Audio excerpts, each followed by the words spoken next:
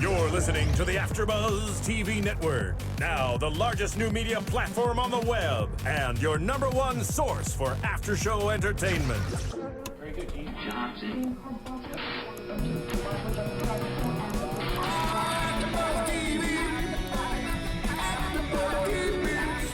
the AFTERBUZZ Studios in Los Angeles, California, presented by Maria Menounos and Bing.com, and streaming live thanks to Akamai Technologies. This is AFTERBUZZ TV's The Killing After Show. We'll break down tonight's episode and get you all the latest news and gossip.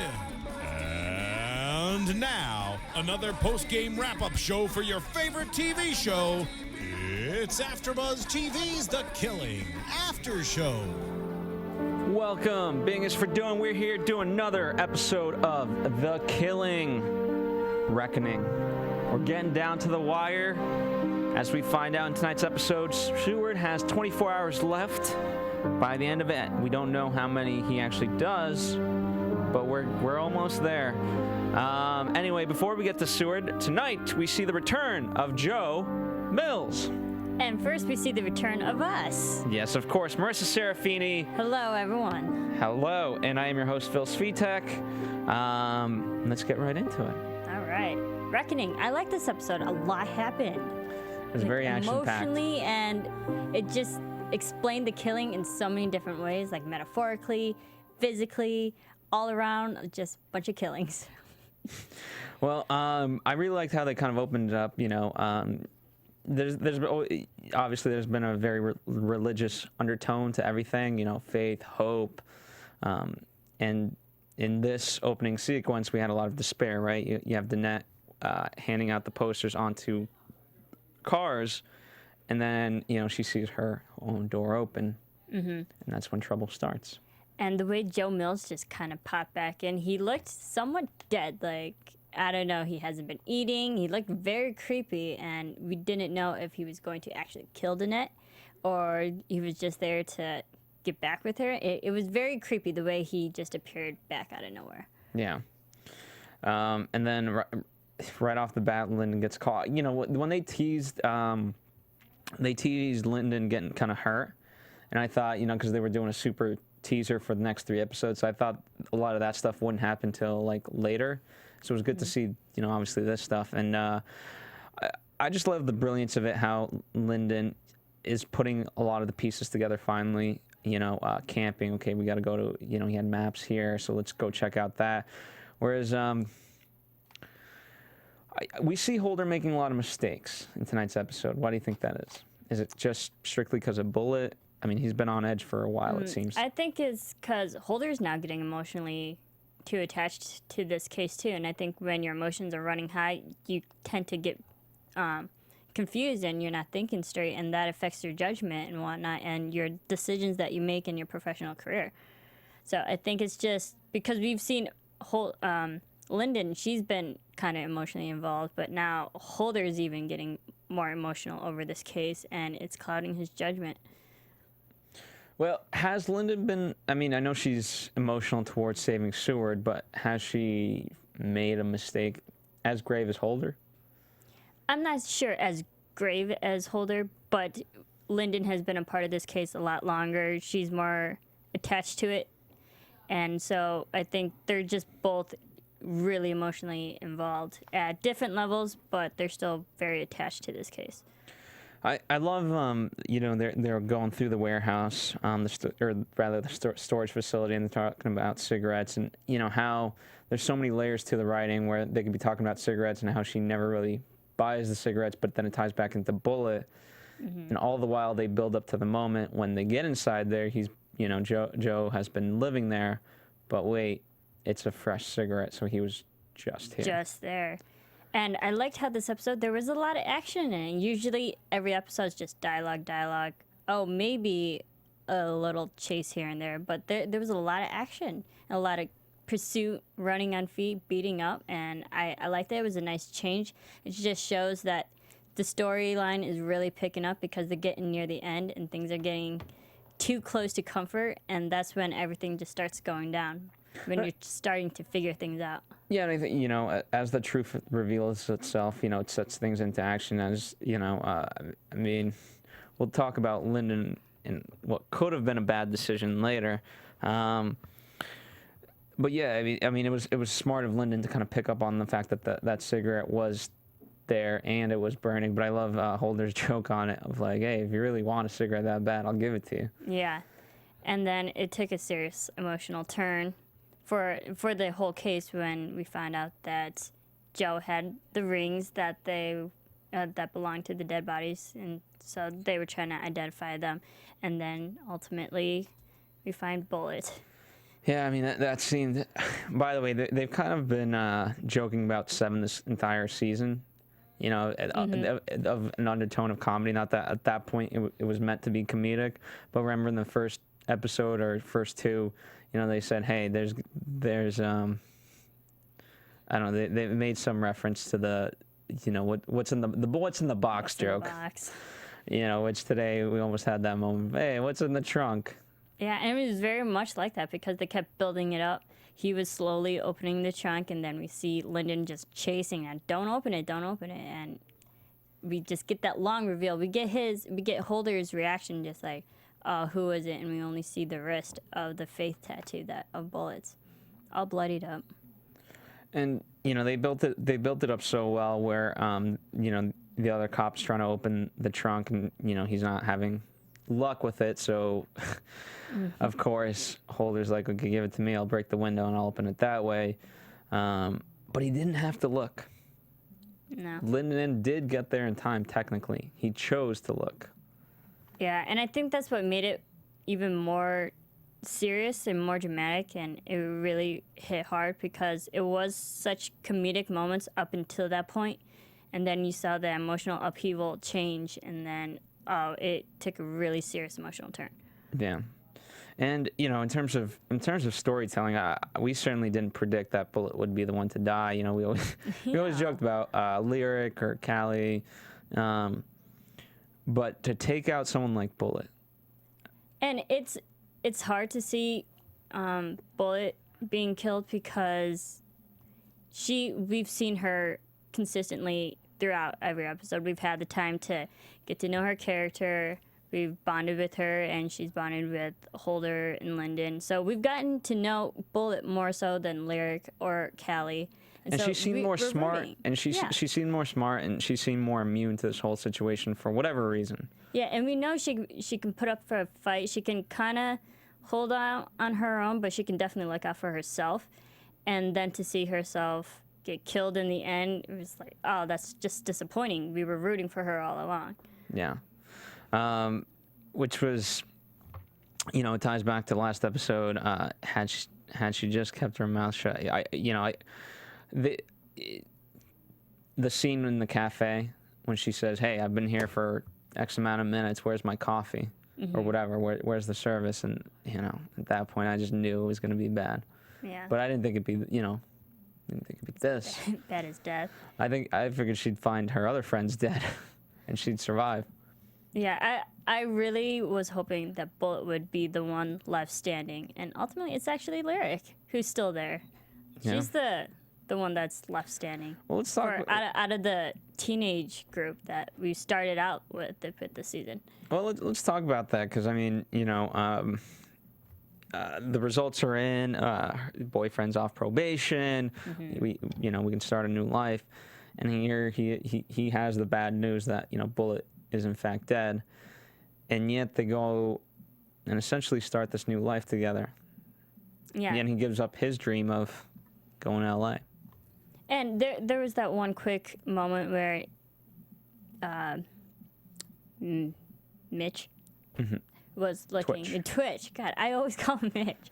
Twitch was looking in the mirror, and I just like the symbolism in that because the mirror itself was shattered. His whole perfect image of what he thought of himself is gone. His dream is no longer what he wanted to be, and I think there was just that quick moment of realization, be like, oh, I can't go to LA. This isn't what I wanted my life to be. This isn't how it turned out.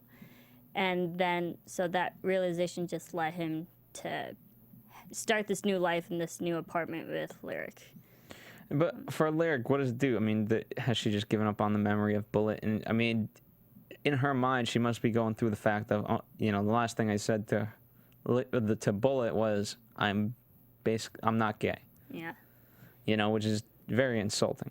Yeah, and I'm actually kind of upset with tonight's episode because we didn't really see Lyric's reaction to Bullet's death. We just saw her get the news, and that was it. So maybe we'll see her ultimately how she's grieving with it.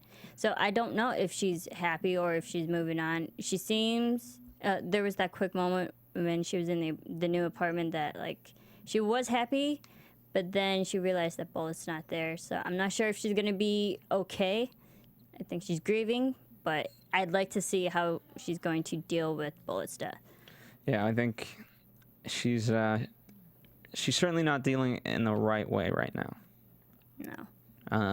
She hasn't. I think that's part of it is she hasn't had time to process it. She doesn't know how to feel, especially okay, the killer's caught, but Bullet's dead. X amount of girls.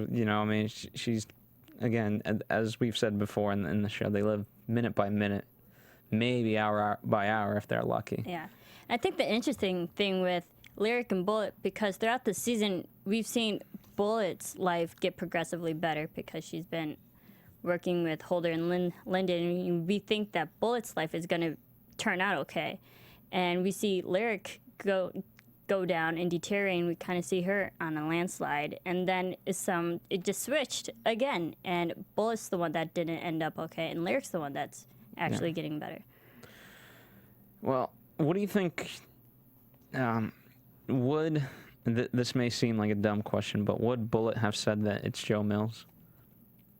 Because we still don't know that yet. And obviously, if we're trying to tie back to Seward, I mean, maybe the two aren't really connected. It seems like they aren't. It seems like Joe Mills is the killer of one sector, and then this whole Seward thing was just different. But I think story-wise, there has to be a tie back to both. Yeah, we think there's a tie. I'm not sure if that tie is still going, but to answer your question, I'm not sure if Bullet would say just straight up, oh, it's Joe Mills, we all know him.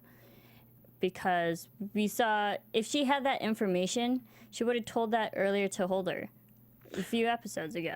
And no, well, she didn't know it until the very end, right? That was the last phone call. That was the last voicemail. Like, hey, call me.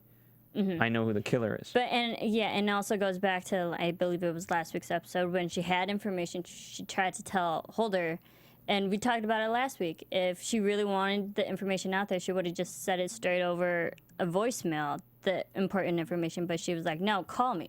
So I don't think Bullet would have said, oh, it's Joe.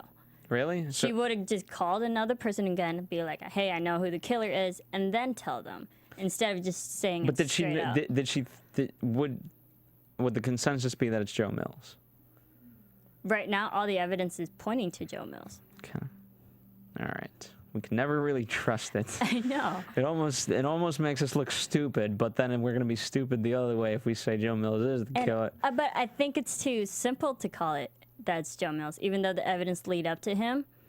I still think it's an easy way out to I think there's a greater him. plot. I think he's involved, but there's certainly a greater plot. There's another person involved. And it makes me think that it's because of Killing. It makes me think it's someone that we've seen this whole season, just never expected it. Well, let's talk about, it's the interrogation scene, right? So he only wants one person. That's his girlfriend. Callie's mom, of course. And, it's kind of interesting how she's getting information out of him, and she kind of, I guess, to a degree, breaks him like, hey, your mom came clean on everything, but then he's still unwilling to give in on a lot of it. Which was interesting because Danette mentioned this line about his mother saying, like, pretty much disowning him. And it seemed like Joe really had a real breakdown, because if he's such a family man and he really loves his mom, and there was a serious connection with him and, having kids and whatnot, it makes me think that Joe isn't the one that was killing these girls. If he cared about family and having kids, or like just caring about young people in general. It makes me think maybe it's not Joe. Yeah, I mean, just the way he talked, you know, his choice of words, you know, basically their worries, and they became carefree, you know, and I helped them. Mm-hmm. It's a very disturbed notion. Very disturbing. And he made the pain go away. Yeah. So I'm torn with Joe. But yeah, I mean, I think he's tied in. I certainly don't think he's innocent in any way, but I think that there's a greater truth there that's still missing. You know, because again, it's tough because if nothing else, he's a great liar. You know, and you know, whereas Net is not. She comes in there and she's accusing him, but at the same time, she breaks easily, as we saw with her talking to Lyndon, saying, you know, why do I always choose the bad guys? You know, he seemed like a good guy, but he wasn't. Yeah. And Danette was getting through to Joe during the interrogation because he was saying all this personal things about his relationships with girls and whatnot. And then Danette got emotional. And had she not had lost it at the end and started yelling, I think we could have gotten more valuable information from Joe. Well, he kind of knew how to bring it back. I mean, you know, again, he's manipulative in the sense that he brought it back to Callie, right? You can talk about all these girls, and yes, as tragic as it may be, it really doesn't sting until you where's my daughter? What did you do with my daughter? And she made it personal. Yeah, and then that's when she really did lose it. Yeah. So up until then, she was strong-willed, but at least kept her cool overall. Yeah, I agree. So, a lot of camping references today. Yeah, because Joe had camping and fishing gear, which makes me think, what the hell is he doing with all this? If he's really killing these girls, because I was just thinking, all these dead bodies that they found, they had tarps, like biodegradable. Tarps and swamp, yeah. you know. And it was outside, so if he had camping gear, he knows how to, you know, live out in the woods, backwoods, as they mentioned. You know, this show is really amazing in the sense that I think this is a really, really good portrayal of how it must feel to be a detective. Because so many times you're used to the Scooby-Doo wrap-up ending of like, well, here's what happened. The man behind the mask. You know, but this is, you know, I don't think ultimately by the end of all this we'll have most of the pieces and we'll know who did it, but there's still going to be some lingering questions. And that's what, again, is so great about a show like this. Yeah, and maybe somehow this case will tie to another cold case and keep going. Yeah, we'll find out. I don't know. But before we move on, I want to talk to you guys about a great movie called Adventures of Serial Buddies. It's a movie produced in-house here at AfterBuzz TV, and what I mean by that is Kevin Intergaro, our co-creator, wrote and directed it. Maria Menounos, our other co-creator, produced it and actually starred in it. John Comerford, one of our other producers, acted and produced it. Ian Kaiser, our other producer here, produced it, and I produced and edited it. So there you go. A lot of producing. It's the first serial killer buddy comedy. So, you know, if you really want to take a step back from a serious show like The Killing and all of its serial killers, this is like the Dumb and Dumber meets Dexter. It's the funny version of Killing. Yes, it is. The very funny version. So it's out now. Check it out. Adventures of Serial Buddies on iTunes. It will be made available on video on demand and DVD and Blu-ray later in the year. So, you know, just kind of keep checking back in. Best way to do that is serialbuddies.com. The full title of the movie is Adventures of Serial Buddies. Check it out right now on iTunes. Basically, for the price of a Happy Meal. We've made it very cheap for you because, you know, so many people want to enjoy the movie. And you know what? Rather than have people download it illegally, we're like, okay, you know what? We took a consensus, and people said, you know what? I'm willing to give pretty much $5 to this movie. Yeah, and it's really funny. A lot of AfterBuzzers put in a lot of hard work, and I was fortunate to see the post-production end of it, and I'm like really proud of everyone who was a part of this. And speaking of being proud of people, Henry Winkler's in it, Artie Lang, Kathy Lee Gifford, Beth Bears, Christopher McDonald, Christopher Lloyd, and of course, as I mentioned, Maria Menounos. So it's got a slew of stars. Very, very funny. So check it out. Yes. Anyway, let's kind of let's switch gears and talk about the effect of Holder from tonight's episode. Oh man, and the unfortunate thing was that he didn't end on good terms with Bullet. No one did. Sad. No one did. Bullet was all alone, you know? Yeah, she died alone. And she died with people not really wanting her in her life. Yeah. Just sad. Holder is obviously taken back by this. His girlfriend, you know, as he's walking out of the station, you know, he's being bombarded by reporters, but then his girlfriend jumps in the car and he's like, you know, do you even know what this means? I really like when I thought that was a really strong scene, you know, like, hey, I'm a tweaker. Mm-hmm. Yeah, and it just shows that could have been him as a kid. Yeah. And like he related to the people on the streets because he did hit rock bottom with using meth and drugs, and he got himself out of it. And to see some people who still struggle with that and not being able to help them, I think that really affected him. You know, I think you know, it's a cliche thing, but that's why he got into police work, is to try to help. And, you know, as he says, not let these people be just a statistic. Mm-hmm. And what is he? He's the other flip side of it. He's a cop statistic. You know, he's just keeping the status quo. And yeah, and I just wish that they could have, Bullet and Holder could have like just had a get together and make amends before all that went down with Bullet. Yeah, because I mean, just a simple phone call saying I'm sorry, you know. Well, Bullet was desperate in the end, but the last kind of time they did interact was him pushing her and then throwing her backpack at her and saying, "Get out." Yeah, and Holder didn't even answer his phone call when Bullet tried to call him later that night. So to that point, we later find out that Reddick actually was also called. Mm-hmm. So, do you put the blame on Reddick? I mean, he says he called Holder, but Holder didn't pick up. Yeah, and it makes me think maybe Reddick had something to do with it, or they were interrogating Joe Mills at that time because they thought they finally got Joe Mills. Everyone's been looking for him. And no, but this phone call would have happened before. Yeah, well, yeah, maybe before that, but I think Reddick got so caught up in the fact that everyone's focusing on Joe Mills, he let it slip that Bullet had called Holder. I don't know. I mean, I don't think it might have been on purpose. It just got I got too busy. It'd be interesting. I think, you know, we've always been suspicious of Reddick. He's got a very negative attitude. Mm-hmm. So it leads me to believe that he could somehow be involved in something like this. But then again, who knows?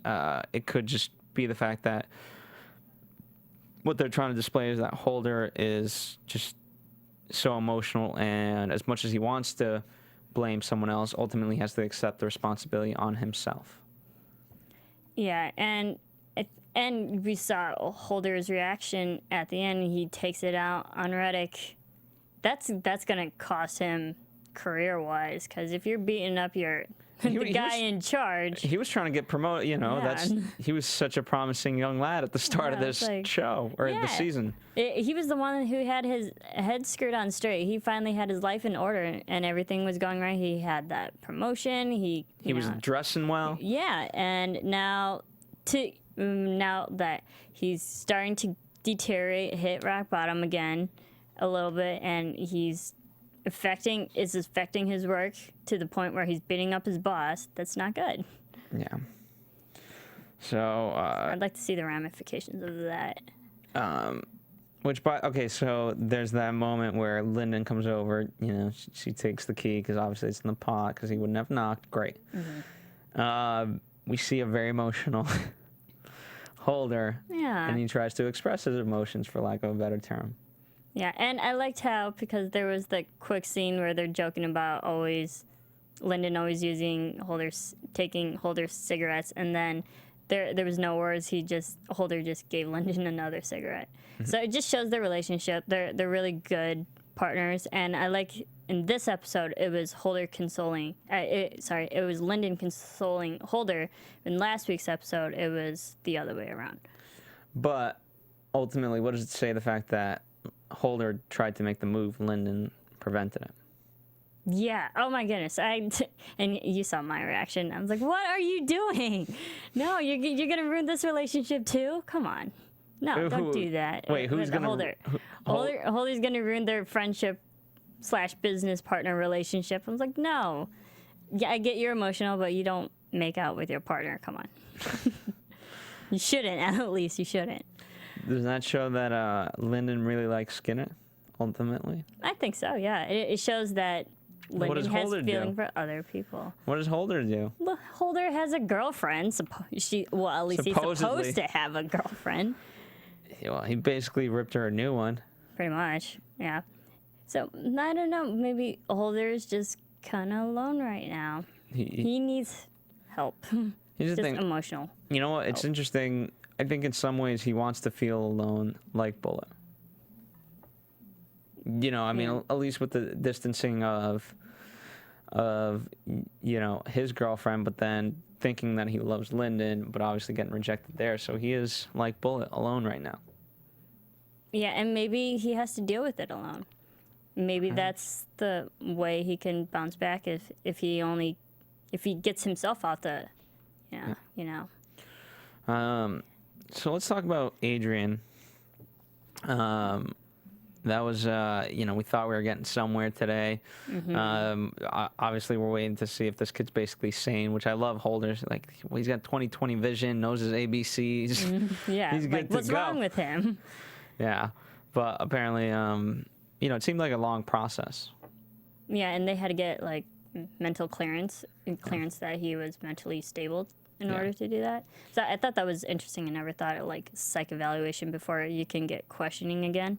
Well, I mean, he was really, really young when this happened, so you have to, go through that. And maybe because he is a minor too, because they have to be sensitive to that. Well, here's the thing too. Have you ever seen Memento? Yes. Okay, so there's that line in there, like, he's, hey, how can you do that? You don't even remember. Well, eyewitnesses aren't really credible. People make up the truth. That's why photographs and things like that are more credible. And so that's why you ultimately have to test his mental stability, because even if he's stable, it's not credible to begin with, which ultimately it wasn't. No. At least we were led to believe that it wasn't, because it makes me think that even Adrian might be holding back information too, like all the grown-ups have been. Well, yeah, absolutely. I mean, if he's in fact lying, which again, all evidence points that way, at least from this episode, the kid could have seen it on TV. It's everywhere. He just pointed straight up. This is the guy. And I mean, watching that scene, if you watch it again, it was interesting. His next line is, "So can I see my dad?" or something like that. Right? So basically, again, it was just, okay, F you guys. I'm just going to say this so I can see my dad again. Yeah. Just to give you what you want. Yeah. Darn it. And that makes this case even harder to solve, because not everyone's being straightforward and honest. Well, that's the irony of all of this, right? So it's taking the idea of Hitchcock to the ultimate level, right?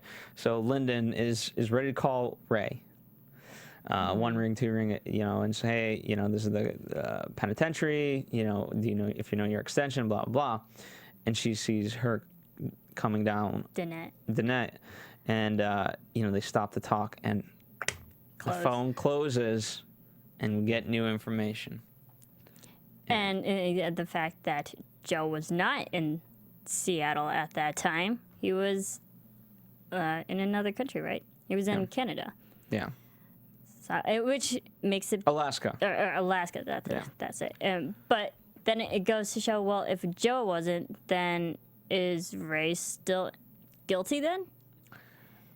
Or... Who knows? I mean, here's the thing.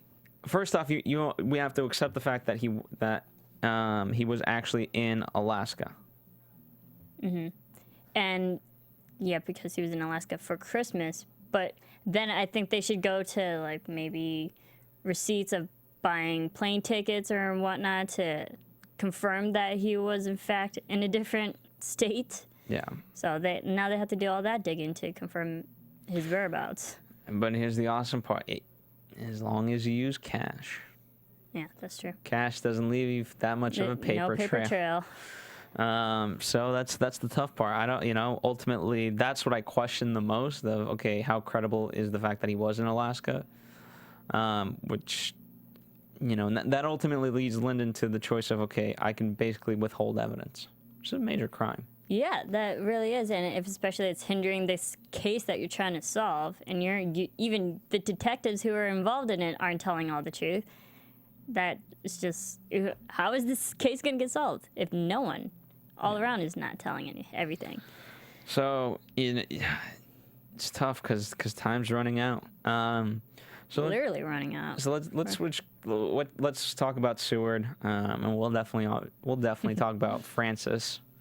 Yeah. But let's talk about Seward. Tonight's episode, just still very defeated. Trying to kind of pick himself up a little bit by saying, "Hey, you know what? If I'm gonna get out of here and I'm gonna sleep with your wife just like everybody else." Yeah. I like the power shift multiple times in this episode with Seward and Becker, because at the beginning of the episode, Becker's trying to get at Seward, and Seward's like, no, the Lord works in mysterious ways. Now that Seward somehow found religion, and because the whole season he's been against it, and then he was kind of cocky towards Becker, and then later on, Seward's losing it, and now Becker's has the upper hand again. So there was this whole power shift throughout the whole thing. So it just shows that now they're kind of even. I don't think they're even. I think Becker. I mean, here's the thing: if ultimately Seward is executed, Becker won in the end. Yeah, Becker won. And it's just Becker has his personal problems that have nothing to do with Ray. Just Ray's exposing it and really, obviously pissing off Becker, right? Mm. But I loved Becker comes in. He's like, no phone call. Yeah. But I do have a message. In the next 24 hours, you've got 24 hours. Oh, and here's the good news: you get an extra hour out in the yard. Yeah. So, and it's then just a jab. Well, then the real dig is, so make sure to get some fresh air for those lungs. Yeah. Because obviously he'll be hung. Yeah, that was mean of Becker, but Becker's been mean to Seward this whole season. And then, what do you think of Becker's son killing the guy? Hold off on that. Hold off on that. Okay. Let's talk about Dale, because you talk about a serious, right? Dale, This whole prison mate. the whole notion of, okay, how do you really kill someone, right? And and as Dale said, out there I can kill with my hands. Here, I kill with words. yeah, and I'm killing mentally, because he killed people physically to get into the prison, and now in the prison he's killing people mentally. But just the fact that he said, it was basically so easy, and we've given Seward so much credit this whole season, and to see him that easily destroyed. I don't think it was that easily, because we've seen the downward spiral. It wasn't easy, but it was just patience and just understanding how to do it. Yeah, and I just like, Dale, oh, you're such an asshole for doing that. That's so mean. Especially at the point where Seward is literally going to hang the very next day. And then to kill him mentally too, Seward's not only getting it from Becker, he's getting it from his prison mates. Which is why he's ultimately destroyed. But, that's the sadistic fun in it for Dale of like, you've got let's assume a few hours to live. Mm-hmm. Now you just want to be hanged. You know what? That's even lesser. And that's what Dale's laughing about. And it's kind of ironic, maybe like karma, because at the beginning of the season, Seward was giving Alton all this crap and his other prison mates all this crap before their deaths, and now he's the one that's getting it. Yeah.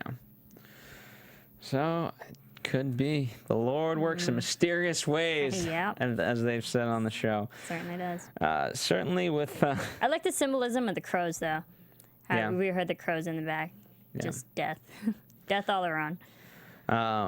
Speaking of death, let's move on to the point that you were making. At first, I thought Becker, at least, I don't know about you, that Becker had killed the boyfriend.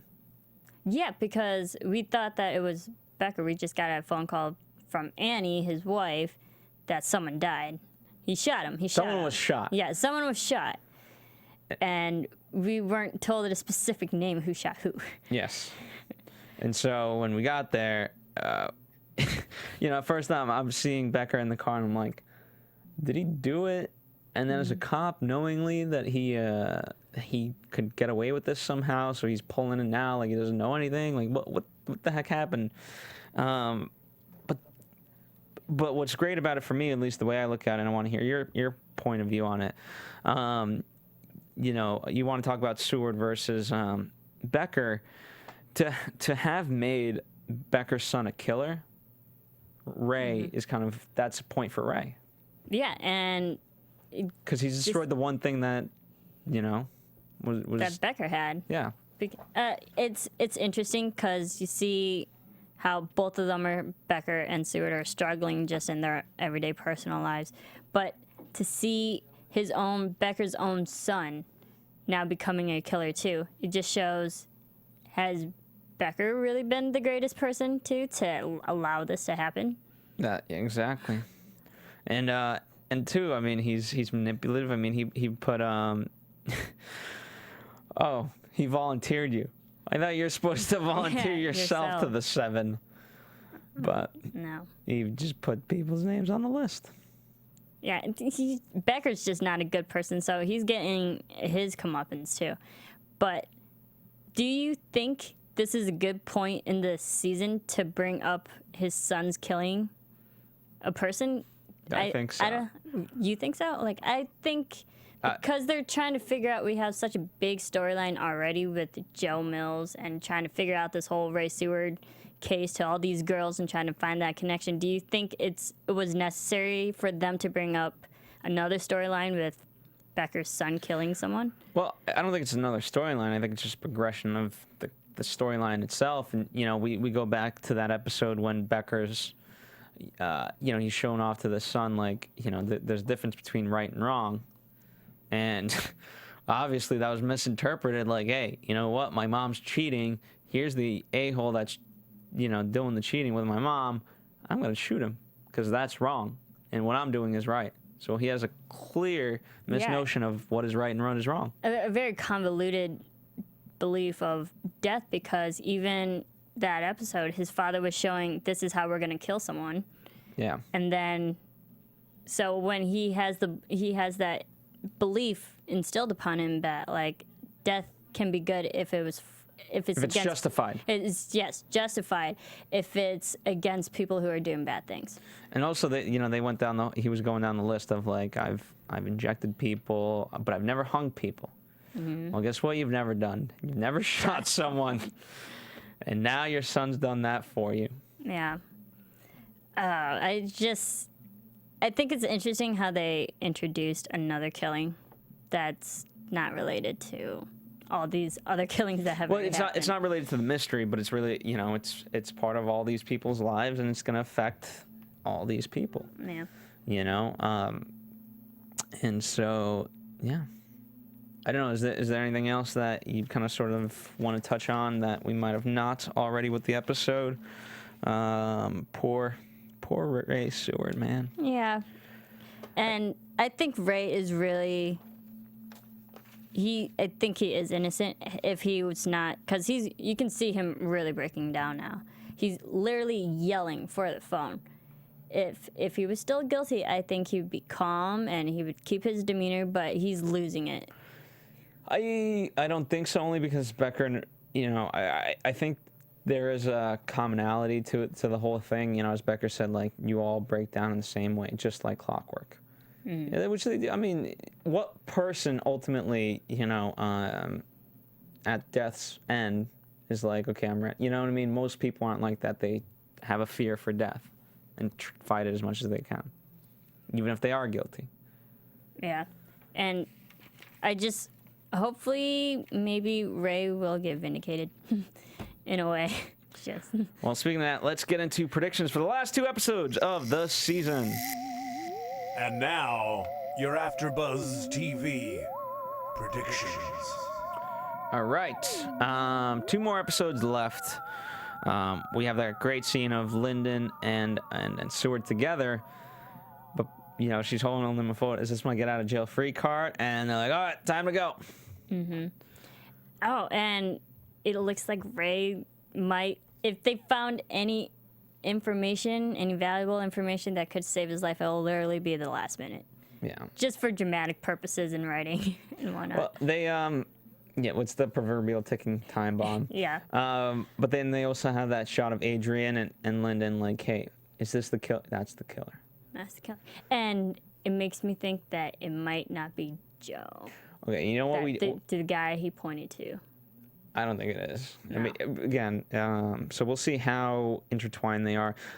I'd be interested to know if the 6 that were on the original card, if they're even the person that, you know, or if it's, I don't know. Obviously, we don't even see the photo that Lyndon's showing to him, but I'd like to see if anyone from that card was actually. Yeah. Yeah, and that card, I only recognized 2 faces. I didn't recognize the other. Well, there was Seward.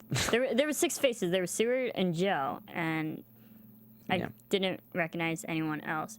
But someone did tweet me a good thought that I never thought about. Maybe Francis, because there was that one episode where he was gone that night, and Alton died, and he comes home. He's gone the hours of in the night, and he comes home angry with his wife. Maybe he's attached to the killers.